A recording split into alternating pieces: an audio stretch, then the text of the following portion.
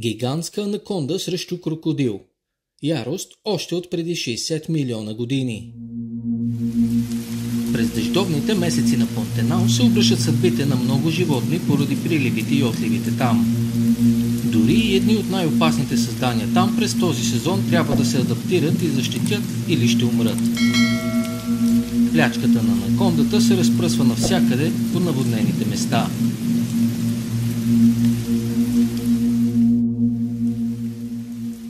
Огромната змия трябва да напусне водата, за да си търси още нещо, с което да се нахрани.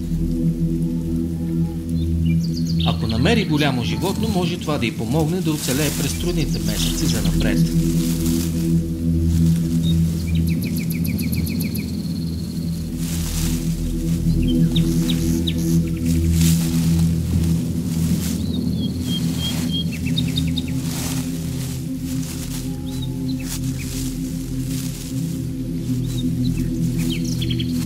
Надушва нещо живо.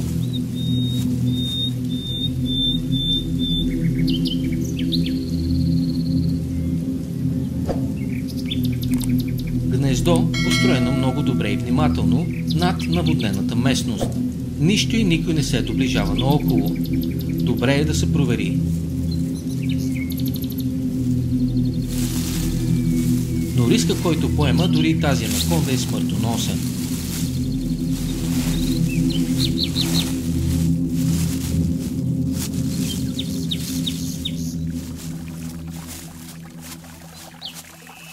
Майките каймани са безстрашни и защитаващи.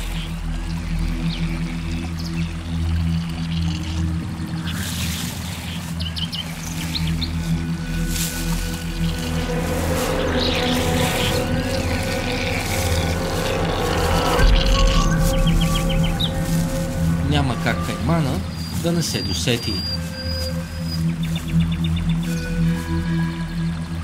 Що се отнася до анакондата, тя се оттегля, за да търси по-лесен обяд. Спадането на нивото на реката помага на анакондата и тя се отправя към предпочитането си ловуване.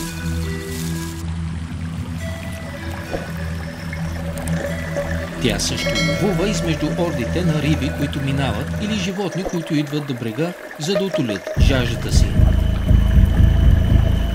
Един добър обяд може да й помогне и да я държи сита за няколко дни, а в някои случаи даже и месеци, ако плячката е в добър размер.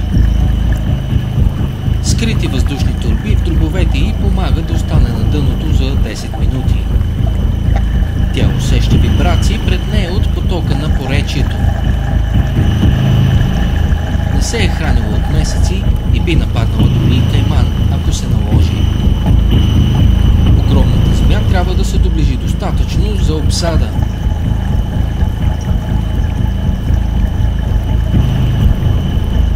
Не се предава. Все още.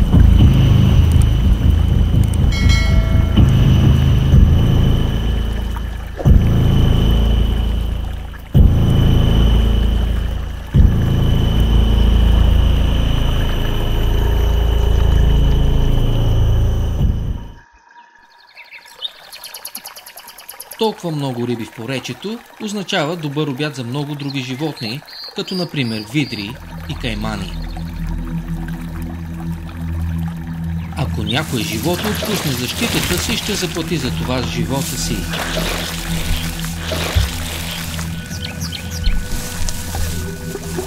Битката между крокодил и огромната була е била още преди 60 милиона години и продължават да се бият.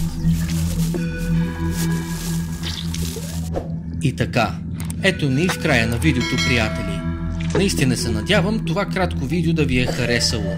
Ако е така, моля, дайте палец нагоре и натиснете камбанката, която ще ви информира за по-нататъчни видеа. Благодаря ви! Чао и до следващия път!